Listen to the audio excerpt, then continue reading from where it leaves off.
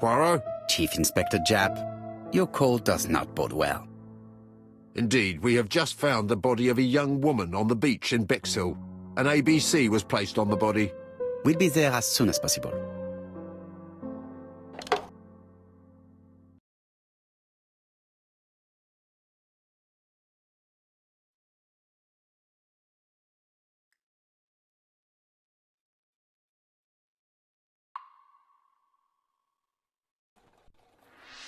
Bexhill is a delightful town. It would be nice to come back and visit. I do not entirely agree. Walking at the beach damages my shoes, and it hurts my knee.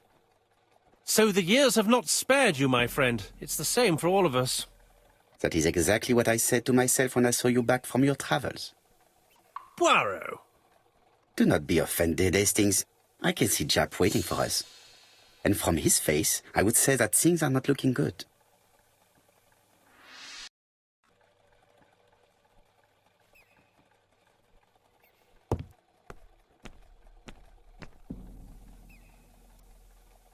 Bexhill seems to be a pleasant little town.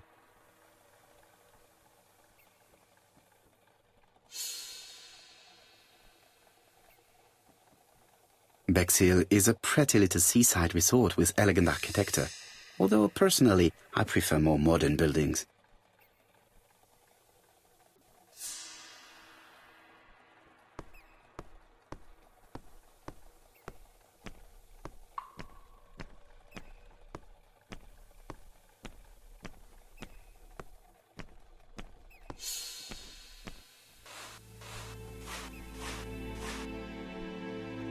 How do you do, gentlemen? Chief Inspector? I fear your admirer has struck again, Poirot. We haven't yet identified the victim, but it's a young woman, 20 to 25 years old. Death occurred last night between 11:30 and 1 o'clock, and we found an ABC guide on the body. Was she pretty? Come on, Poirot, that's rather out of place. It has no bearing on the murder. Are you certain? For women, it is often the most important thing. It often decides their destiny. The body hasn't been moved. You can see for yourself. Has the press been informed? Not yet, but I'm planning to. I haven't yet informed them about the presence of the ABC guide in Andover. Nobody has reported a young woman missing? Not for the moment. No witnesses, I imagine? Indeed. We've asked everybody who may have met a young woman fitting her description last night to come and see us, but I have little hope of gaining anything from it. It's early days, Chief Inspector, and the news may not have spread around the town yet. I hope you're right, Hastings.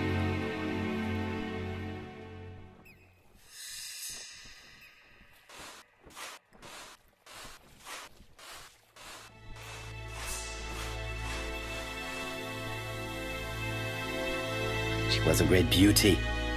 Strange that Japp didn't notice it. These marks have been left by a rope or a braided cloth. Apart from the marks on her neck, there are no signs of the struggle. She didn't manage to hit her assailant. A braided silk belt. It may have belonged to the victim. The young woman wasn't wearing shoes or a coat and was not carrying a bag. That's strange. Either the murderer stole her belongings or she put them somewhere safe. Maybe so that she could bath. This key is too small to be one for a house. Without a doubt, it is for a padlock.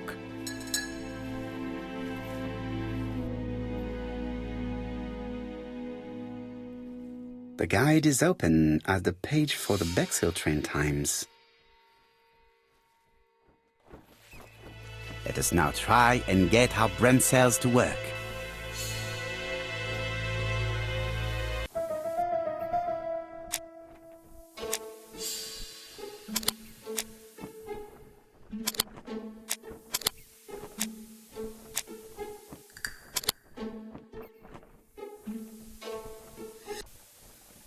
The poor child must have been strangled with his braided belt.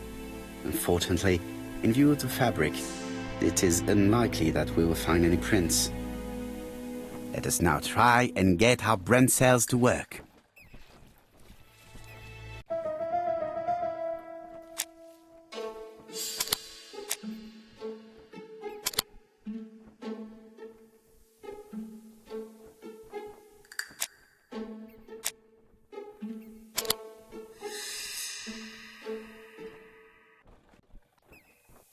The medical officer should confirm that the victim was strangled with her own belt.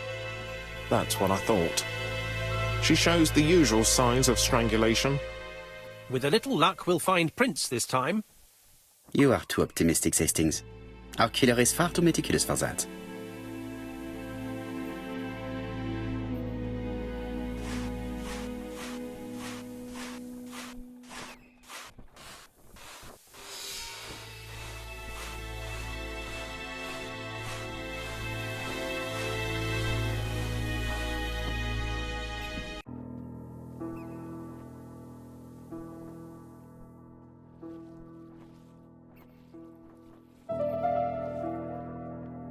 The number is upside down. This is definitely at number 6.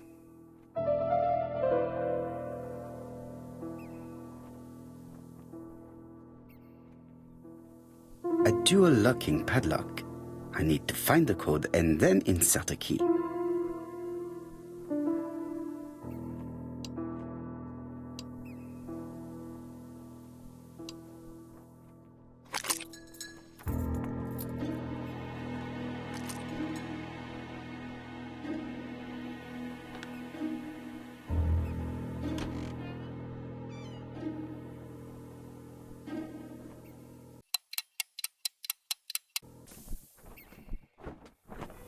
The purse is full. Yet again, we can dismiss theft as the motive for the murder. Here is the watch she must have removed to prevent it from getting wet. A top-brand lipstick. She liked to take care of her appearance. As well as a photo of the victim with some company. It could be useful to me. It definitely was here that the victim left her belongings.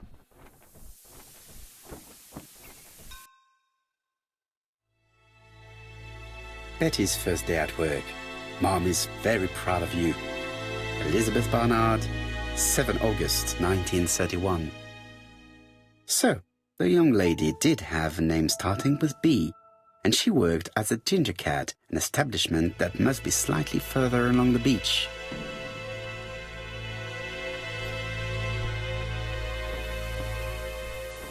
Jap has gone to the police. The victim has been identified and her family had reported her disappearance. She was called? Elizabeth Barnard, mainly Betty. She worked as a Ginger Cat at the cafe slightly further along the beach. But Poirot, how on earth? Never mind. Do you have her address? Yes, she lived with her parents on the street leading to the beach, number 22. Shall we go? You are far too impatient, Hastings. Let the poor people take in the news first. Let us go and visit the cafe where Betty worked.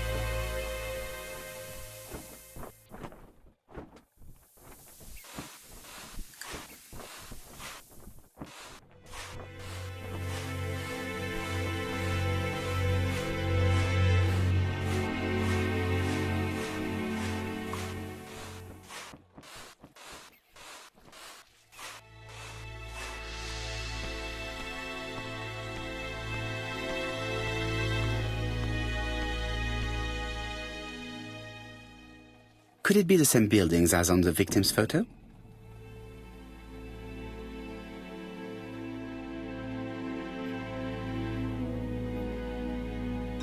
This is definitely where the photo I found in the hut was taken.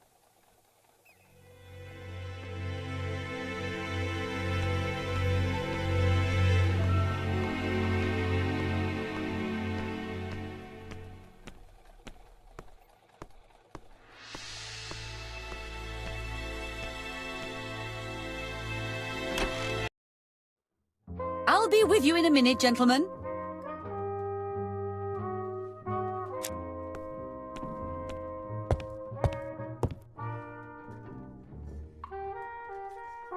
Something tells me that she's the owner of the Ginger Cat.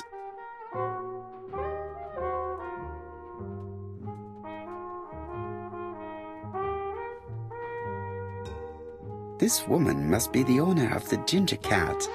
It looks like something is bothering her. How can I help you? A hot chocolate and a tea for my friend, please. I'll bring it straight away.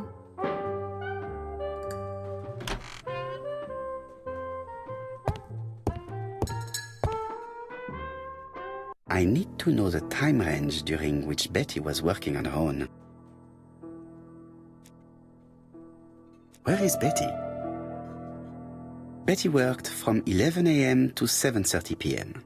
Would she have been alone at any time during her service? Interesting. Betty was alone between 5 p.m. and 7:30 p.m. Who did she serve?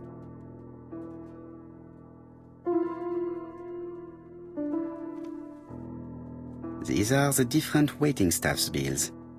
Which ones were written by Betty? Most probably a single man, a whiskey lover, maybe the murderer. This bill may have been written by Betty. There is probably another one.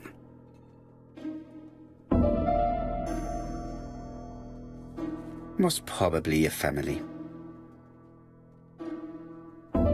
Betty served a family and a man on his own, a whiskey drinker, maybe the murderer. This information will help me to progress. What? Gentlemen, what are you doing? We are searching for clues, mademoiselle. My name is Hercule Poirot. I am a detective, and this is Captain Hastings. Does Betty Barnard work here? That is correct. She should have been here a while ago. Punctuality is the first rule of politeness. I fear that Miss Barnard will not be coming today. She has just been found, dead, on the beach a few hundred meters from the cafe. How awful. Poor young thing. What happened? She appears to have been murdered. This is most distressing. How this will affect my business, I shudder to think.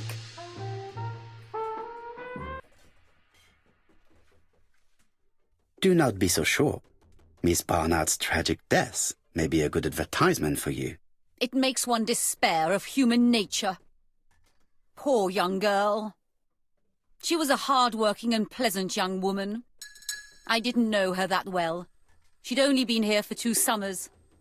I know that she had a young man. He used to call for her sometimes. This photo was found. Is this him? Yes, that's him all right. But I haven't seen him for some time. I find young people today very hard to understand. You needn't tell me that. A few weeks ago, they argued just outside the cafe. Imagine what my customers must have thought. I hope for you that it was an isolated incident. It must be difficult to keep a respectable establishment if your staff show themselves to be so shameless. The young man only made a scene the once. Jealousy, no doubt. It must be said the young girl was very pretty. Thank you for your time, Mademoiselle Mérion. You have been of great help.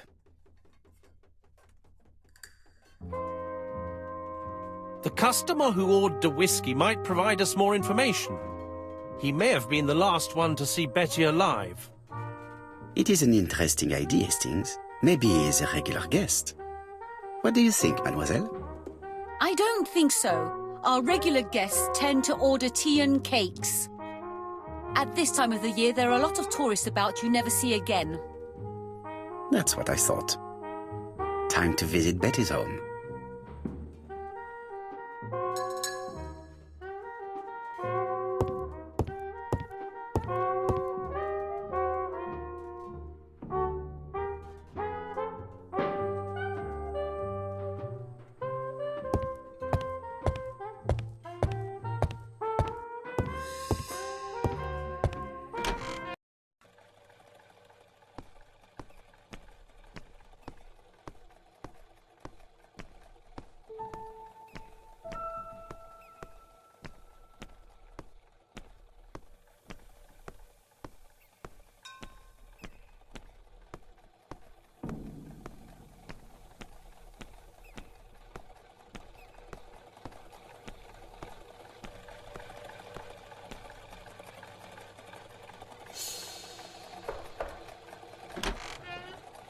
How do you do, mademoiselle? My name is Hercule Poirot.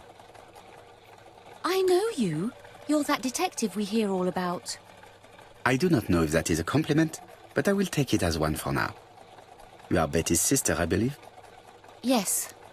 My name is Megan. Can we come in? Please do. My parents are at the police station. I doubt they'll be up to speaking to you later. Do not worry, we will not bother them. Did you know your sister's plans for yesterday evening? No.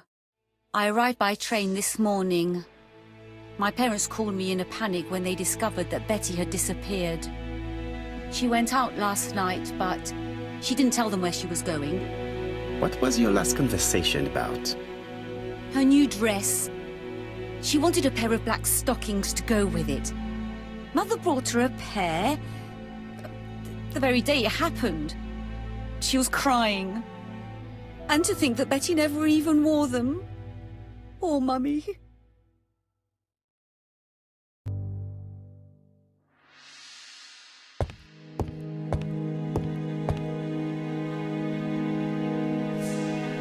The Barnard appeared to make music a priority in their budget.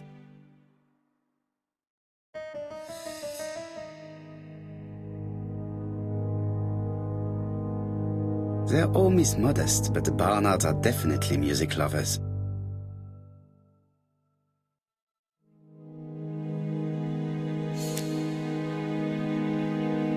What is she feeling at the moment?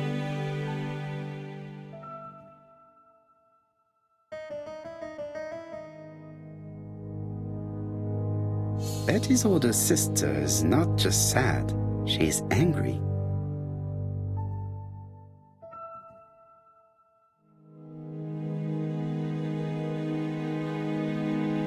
Did Betty go out often?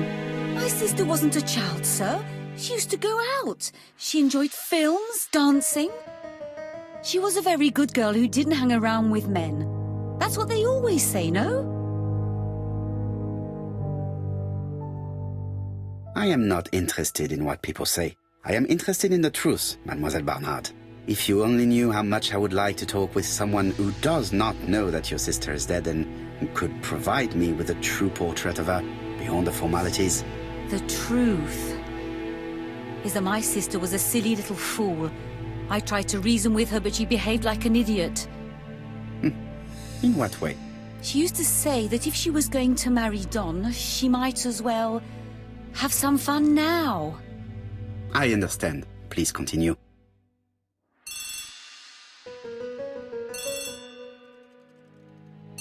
Oh, excuse me, I have to answer that.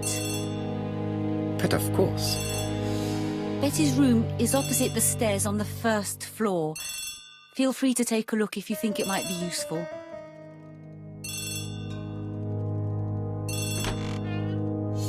This young woman is far too clever not to have anything else for us. Do you think she's hiding something? That is what I'm trying to find out. Surely you don't think she did it?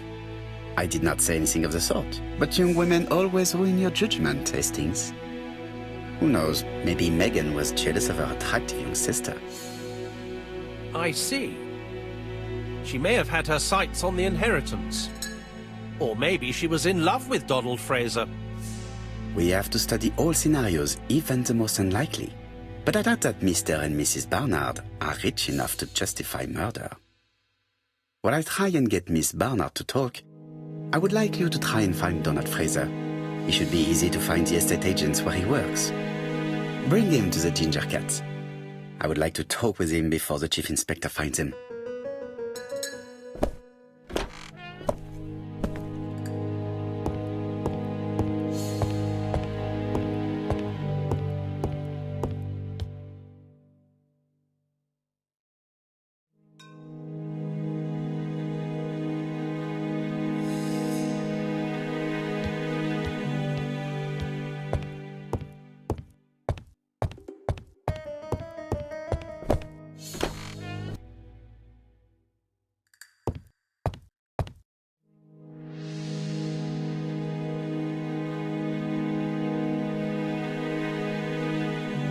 Looking at all the clothes she took out, Betty must have had a problem deciding what to wear. Maybe she had a date?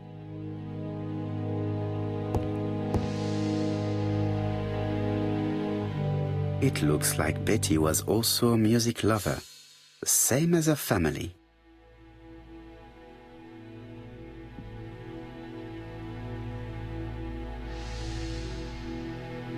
Without a doubt, Betty used to sing.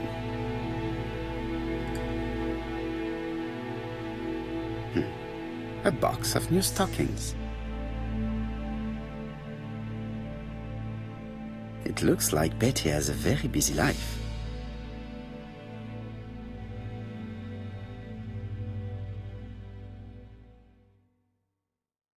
Betty liked luxury and going out, and being as pretty as she was, she probably did not have any problem getting herself invited.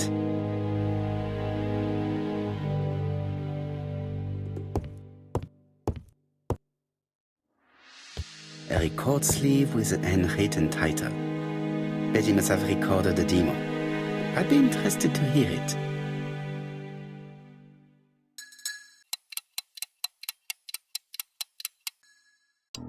Something on this clock bothers me.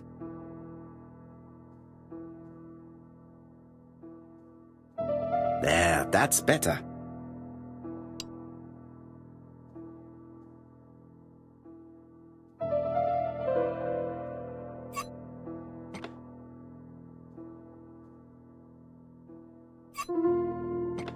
Good. It should be possible to open the wooden panel. Look, a key.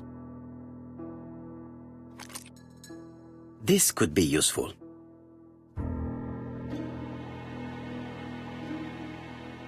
What a strange mechanism. I don't think it serves to turn hands.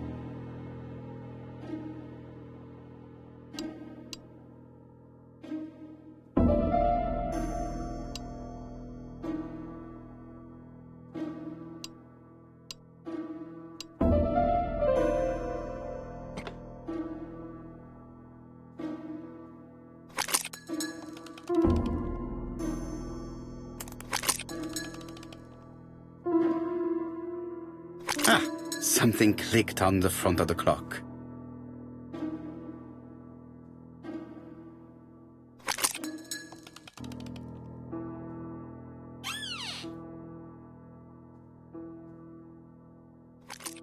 This could be useful.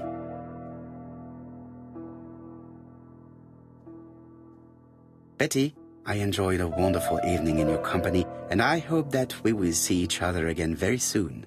D. My dearest Betty, I know that your art is already spoken for, but you are the most beautiful dancer I have ever had the pleasure of meeting, and I am impatient to see you again. Adrian.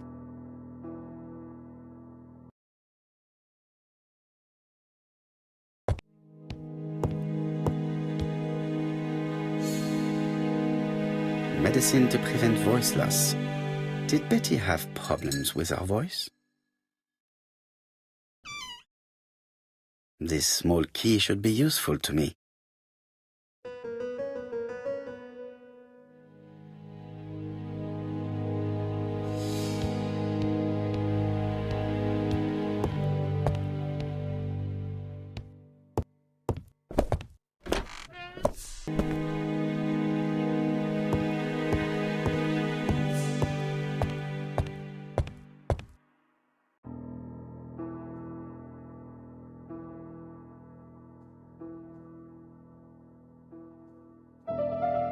Let us see.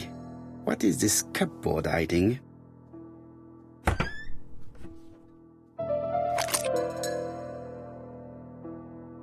This looks like solfège.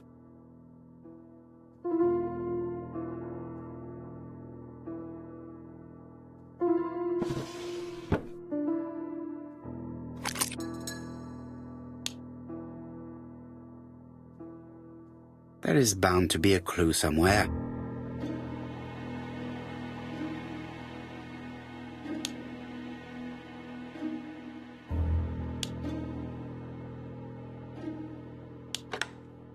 I heard the sound of a mechanism being triggered.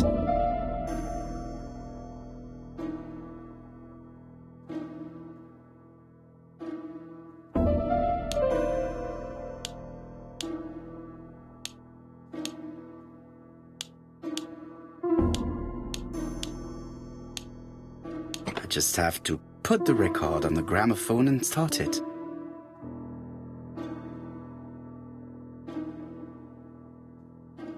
It looks like something goes in here.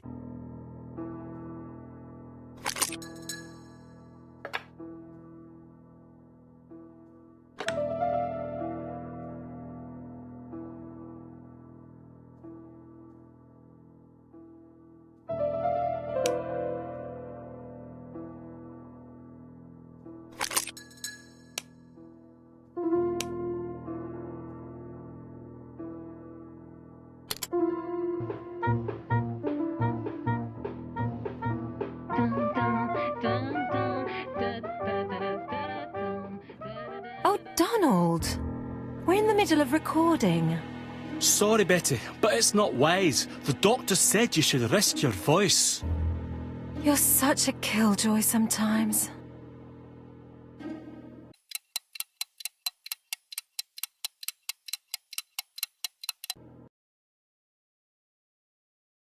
Betty was such a good singer. It's true. Did she have any problem with her throat? Yes, she had to be careful with her voice. Of course, she didn't follow the doctor's advice. If Don didn't insist, she... Well, it's too late for all that now.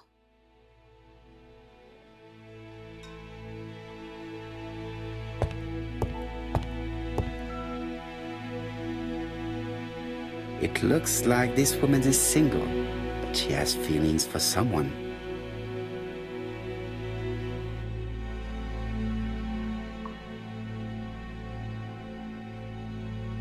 She is looking so intensely at this photo. But is it really a sister that she's studying in this manner?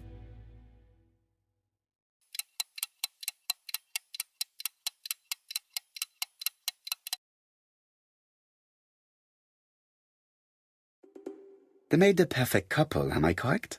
Yes, in a way. She was pretty and he... Well? He's a bright man, with a promising career ahead of him. He would have made Betty a good husband. He was always attentive and generous. Oh, a true gentleman. I hear a note of envy in your voice. You must have heard wrong.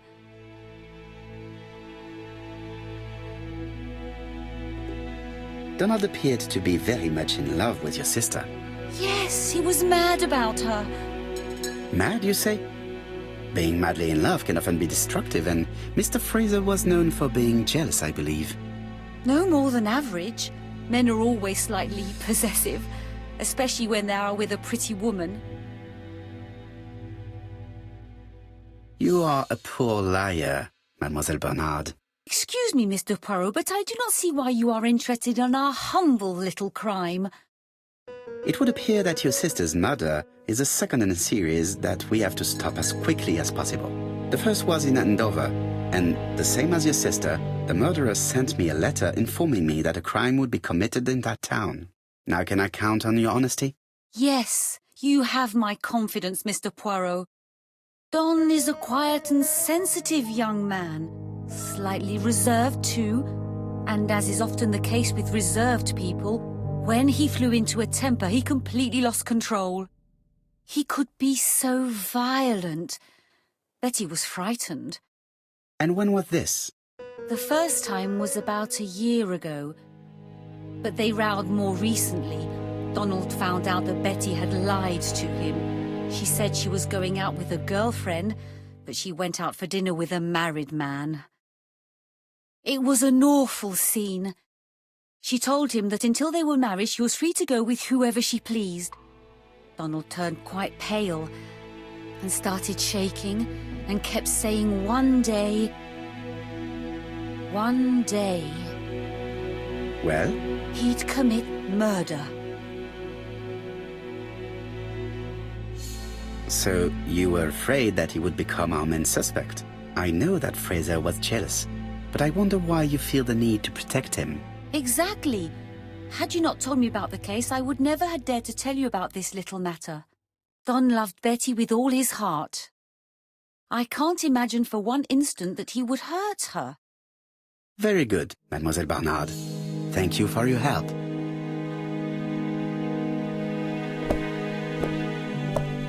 Fraser is at the Ginger Cat. The police haven't spoken to him, but they want to. Très bien, Hastings. Let's see him now. Au revoir, mademoiselle. My deepest condolences to your parents. Of course, Mr. Poirot. And don't be too hard on Don. He's more fragile than he looks. If you say so. Let us now try and get our brain cells to work.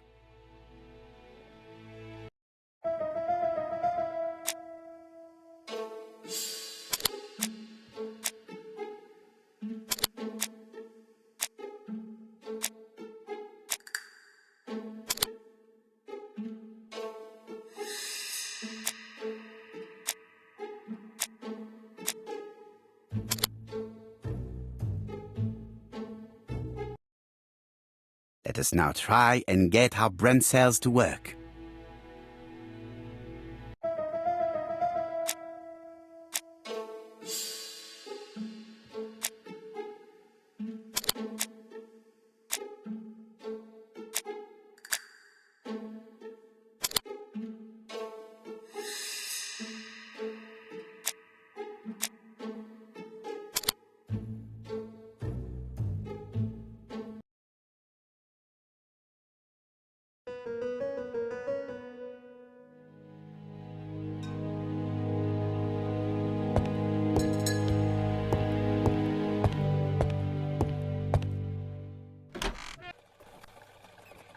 You've seen Fraser, Hastings. What is your feeling? He's a big chap. Fragile isn't exactly the word that springs to mind. I talked to his landlady before seeing him. She went to bed at 11. Fraser wasn't home yet. Bien. Megan Barnard said he is a reserved character but with a nasty temper. We will see if this is the case.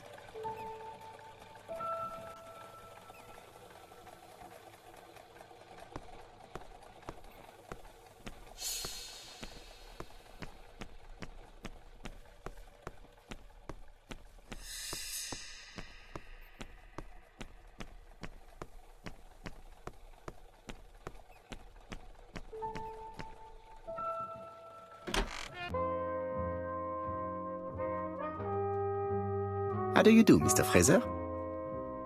Your Hercule Poirot. Mr. Hastings said you wanted to speak to me.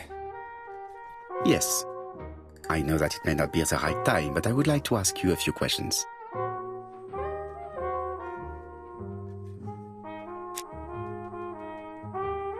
This man looks suspicious.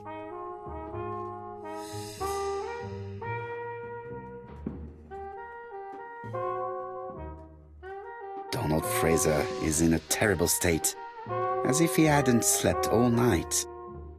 And he's drinking White Horse. Leave me alone. Tell me that it's a mistake, that Betty isn't dead. Sadly, your lady friend has been murdered, Mr. Fraser. Oh, Betty, if only you'd listened.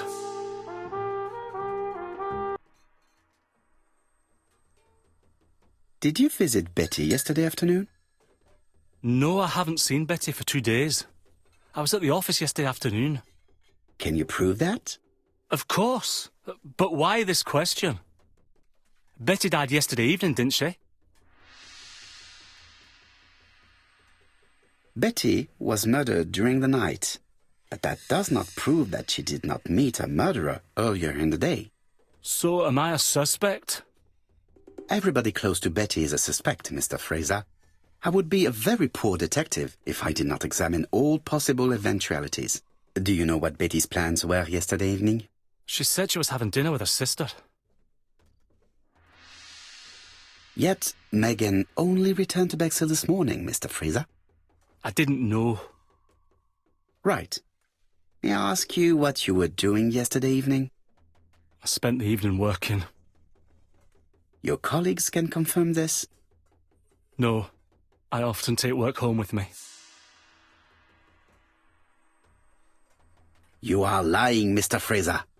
As was Betty when she hid the fact from you that she was seeing other men. Betty was a very decent young woman.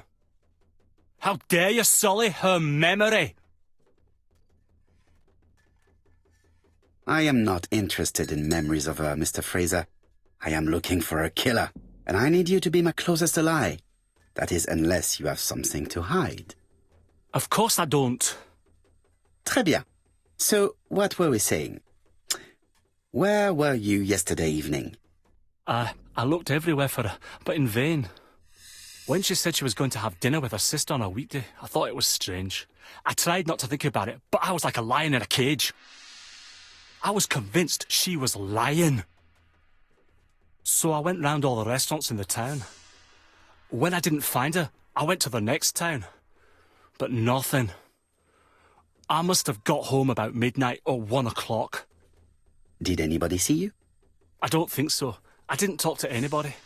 I was so furious.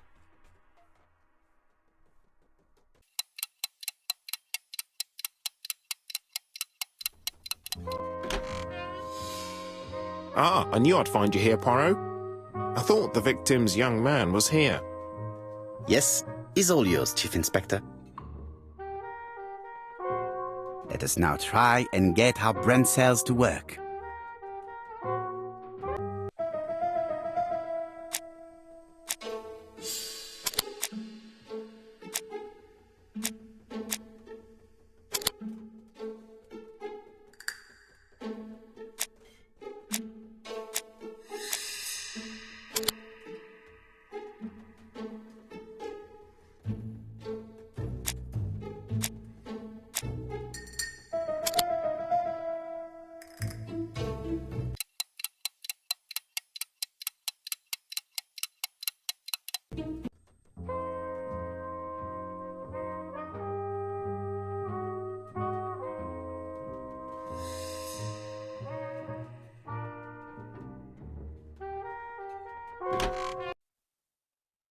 Fraser doesn't have an alibi and he's extremely jealous.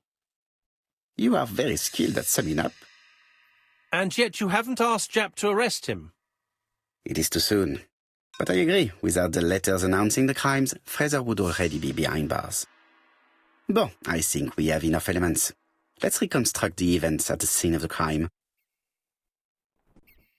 I can't imagine how the murderer wasn't seen, though. Surely she must have struggled.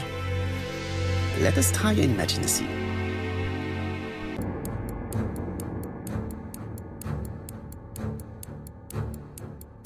The killer and the victim are walking on the beach.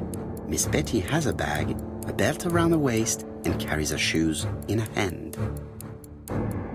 Both of them walk slowly to hut number 5. Both of them walk slowly to hut number 6. Miss Betty enters the hut. She leaves without her belongings. Then she hides a coat.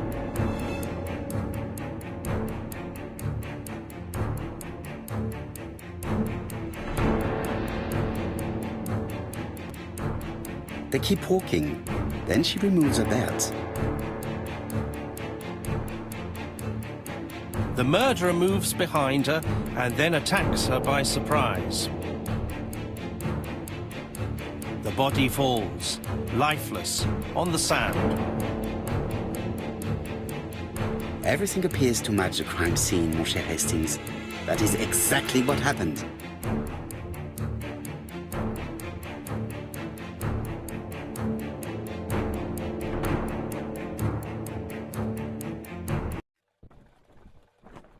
Without the ABC, we might have suspected Mr. Asher and Mr. Fraser. But by signing his crimes, the murderer is making sure he's accused. In a way, it is very generous of him. Generous? The murderer seduced Betty in order to lure her to the beach and kill her.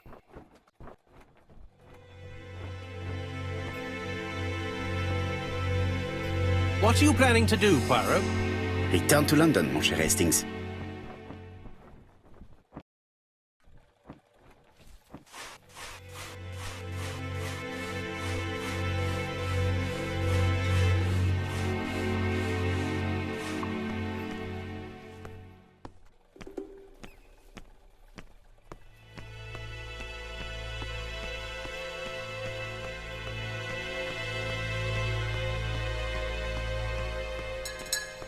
Right, back to London.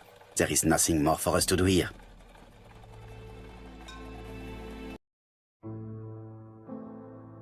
Japp has decided to reveal details to the press. The alphabet murder is now famous. It is not a bad idea. The more people who know, the greater our chances of finding out something of interest. Poirot, I have a bad feeling.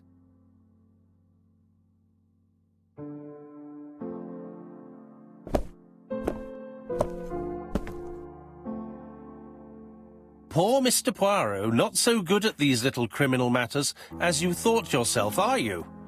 Rather past your prime, perhaps. Let us see if you can do any better this time. This time, it's an easy one. Churston on the 30th. Do try and do something about it. It's a bit dull having it all my own way, you know. Good hunting. Ever yours, ABC.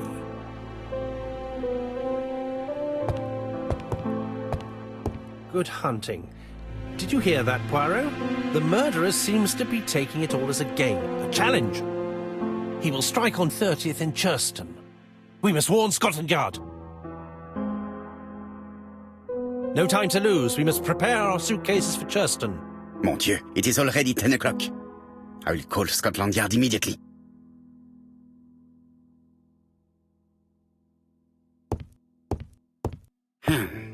In his haste, Hastings tore the envelope.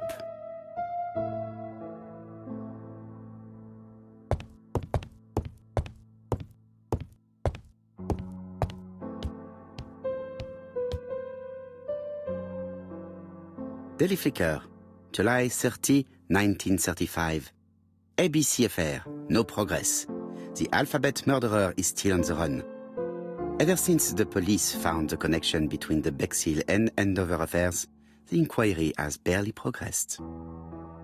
In this issue, we are publishing provocative letters sent by the killer to Hercule Poirot. Unfortunately, they have not yet helped to find him. Daily Flicker, July the 26th, 1935.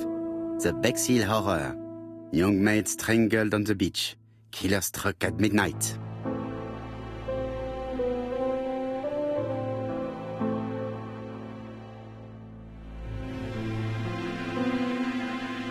Ah, some cool hair.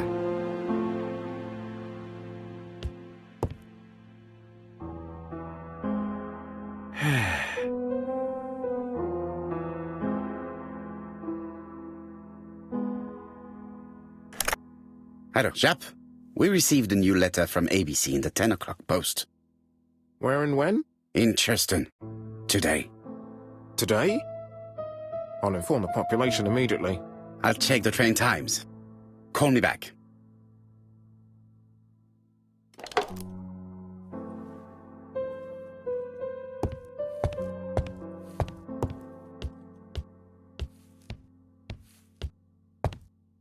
Hastings, what you are doing is an absolute disaster.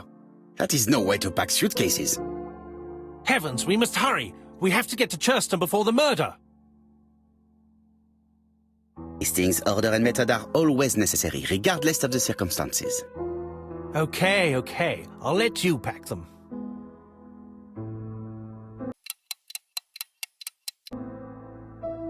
All the same, it really is a disgrace to leave your belongings in such a mess.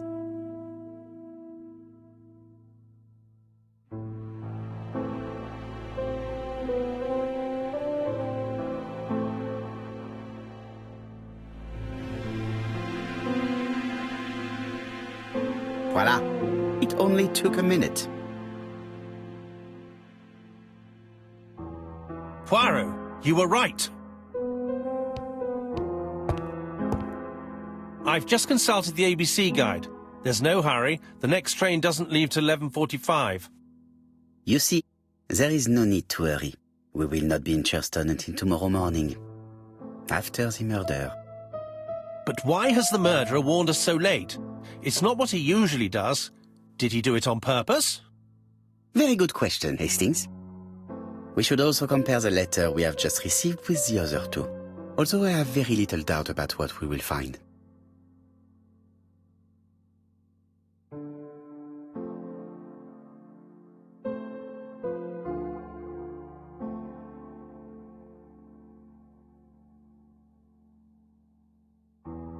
We've missed the 6:45 train, but we have plenty of time to catch the night train.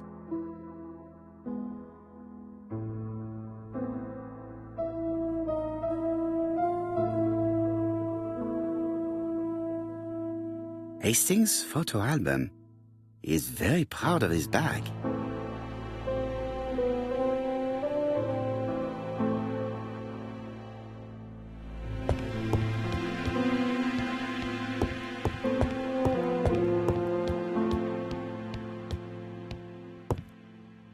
Right, let us compare this new letter with the second one. Let us examine this more closely. Certain characters in the two letters may have similar defects. Yes, this I is weird. Right, let us compare this with the other letter. Yes, the I characters in the two letters do indeed have the same defects. I have to find some other similar defects to confirm my theory. The W is not printed properly. Right, let us compare this with the other letter. Of course, the W characters in the two letters do indeed have the same defects. I have to find some other similar defects to confirm my theory. Yes, the A appears to be quite unusual. Right, let us compare this with the other letter. That's right. The A characters in the two letters do indeed have the same defects. My theory was right. These two letters were written with the same typewriter. Let us now try and get our brain cells to work.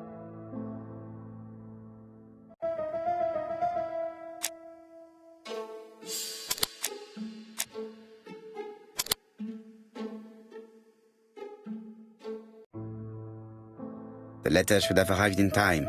The postmark shows that it was sent 3 days ago. However, our man made a mistake in the address, which explains the delay. All the same, the post office took their time correcting the error. Come on, Poirot. Your address is not quite as well known as that of Scotland Yard. Poirot, the telephone. It must be Jap.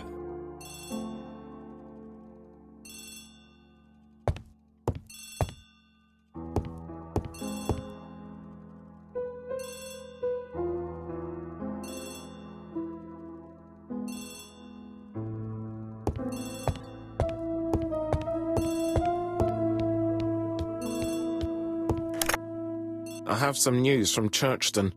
Bad news, I'm afraid. Sir Carmichael Clark was murdered while out on his evening walk. Sir Carmichael Clark. The name is familiar to me. He was a famous throat specialist, one of the best in London. A wealthy man, he retired to Combside, a beautiful house by the sea. He collected antiques. Are you going there? Yes, let's meet on the train.